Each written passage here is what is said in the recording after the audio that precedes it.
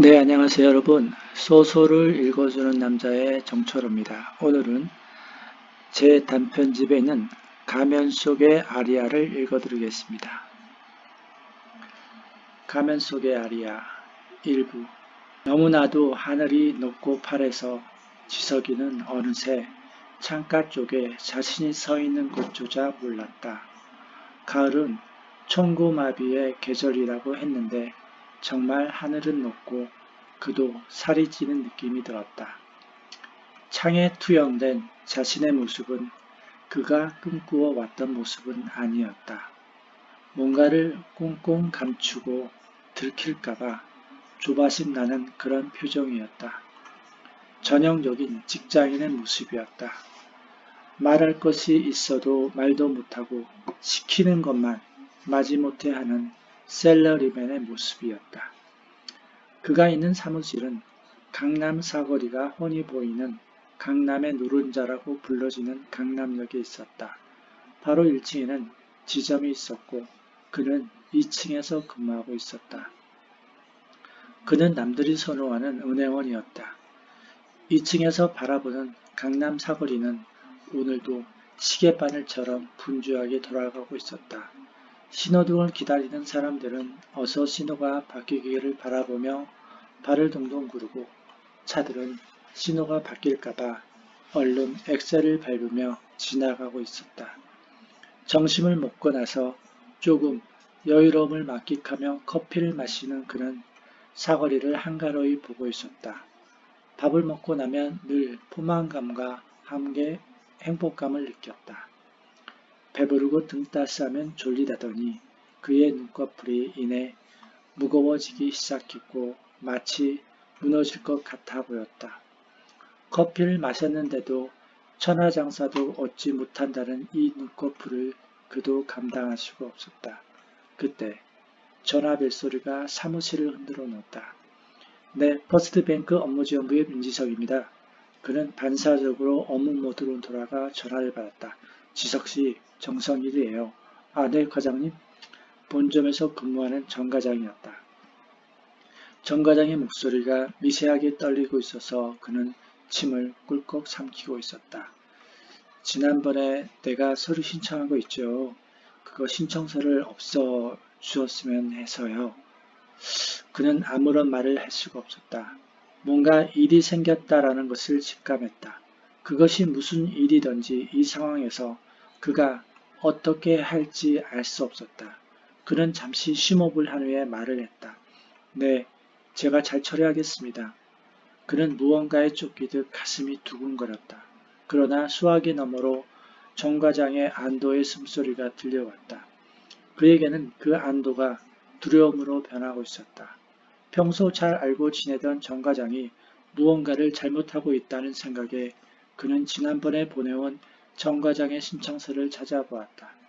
평소 같으면 금방 찾을 것 같은 서류를 그는 마치 미분 적분을 풀듯이 어설프게 찾고 있었다. 서류 신청서에는 고객의 신분증 복사본을 요청하는 내용이 들어있었다. 그는 단말기를 통하여 그 손님에 대하여 조사하였다. VIP 고객 손님으로서 최근에 해지한 내역이 보였다. 3억 원이라는 돈을 줌도 해지었다. 그는 신청서를 책상 서랍 구석에 있는 상자에 넣어두었다. 파기를 할까 생각했지만 왠지 마음이 내키지가 않았다. 하루가 오늘따라 더디게 흘러갔다. 답답함을 느끼면서도 무슨 일이 일어나기를 그는 기다리는 것 같았다. 폭풍 전의 고요함이랄까? 그런 것이 그에게 다가옴을 느꼈다. 정 과장과 지석이는 막연한 사이였다. 그가 신입사원 때 정 과장과 같은 지점에 근무한 적이 있었다. 또한 그와 정 과장은 같은 대학을 나온 동문이었다. 정 과장이 그의 2년 선배이지만 정 과장은 항상 공적인 업무를 할 때는 그를 같은 동료로서 존중해 주었고 사적일 때는 마치 어렸을 때 헤어진 형제처럼 그렇게 살갑게 대해 주었다. 그런 정 과장을 그런 형처럼 따랐다. 지점에서 같이 근무할 때는 퇴근하고 나면 들리던 중국집이 있었다. 중국집에서 둘은 서로를 위로하고 격려하면서 이과두주와 짬뽕 국물로 하루를 달래곤 하였다. 그런 가까운 사이이기에 그는 정과장이 걱정이 되었다. 사적인 일에 대해선 제대로 말하지 않는 정과장이기에 그는 더욱 애가 탔다. 아이가 하나 있다는 것 이외에는 아는 것이 하나도 없었다. 그렇게 많은 시간을 같이 저녁을 먹었건만 그는 정과장에 대해서 특별히 아는 게 없었다.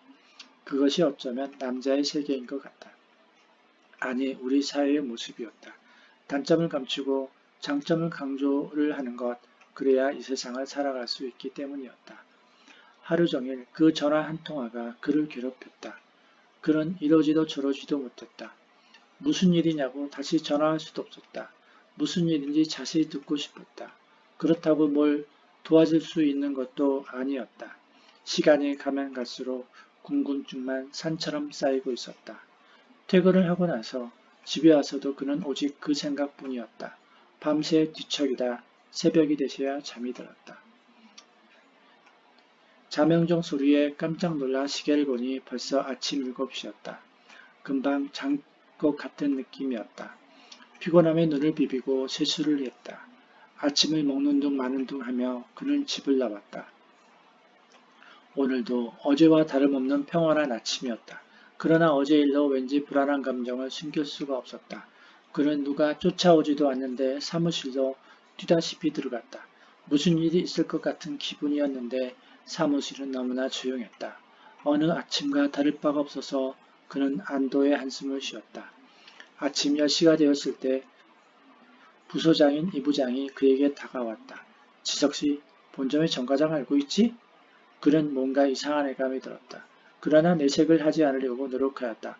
네, 알고 있는데요. 같은 지점에서도 근무했습니다. 이 부장은 물 만난 강태공처럼 눈을 반짝거리면서 말을 했다. 정과장이 이번에 사고 크게 한번 친 것 같아. 네?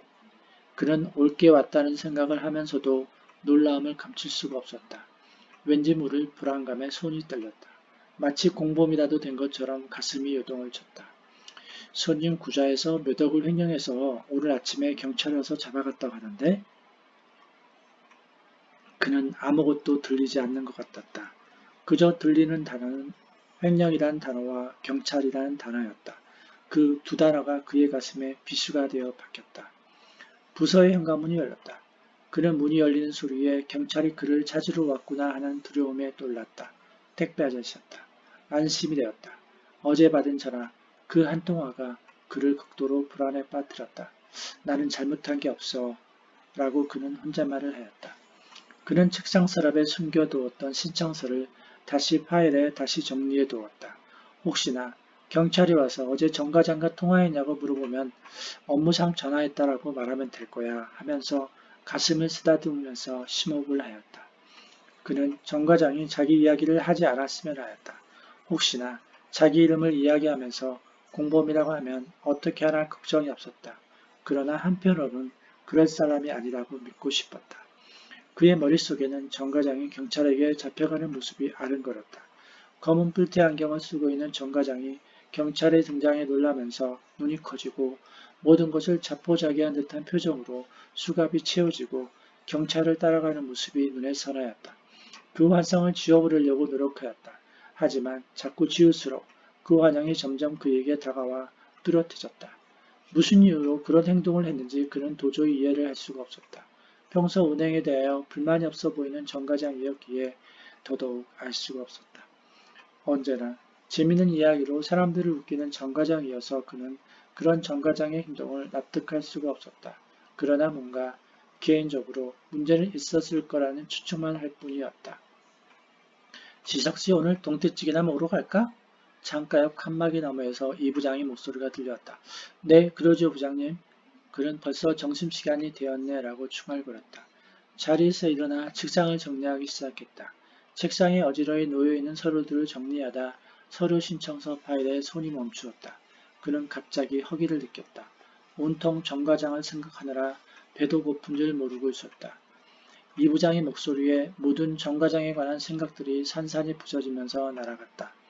하루하루가 의미 없이 매일 똑같이 지나가는 것 같았는데 오늘 하루는 예외였다. 누구에게나 기나긴 하루가 될 것이라고 생각하니 그는 마음이 메어졌다. 네, 오늘은 단편 소설집에 있는 소설 단편 1부를 읽어드렸습니다. 다음에는 2부를 읽어드리겠습니다. 감사합니다. 안녕히 계십시오.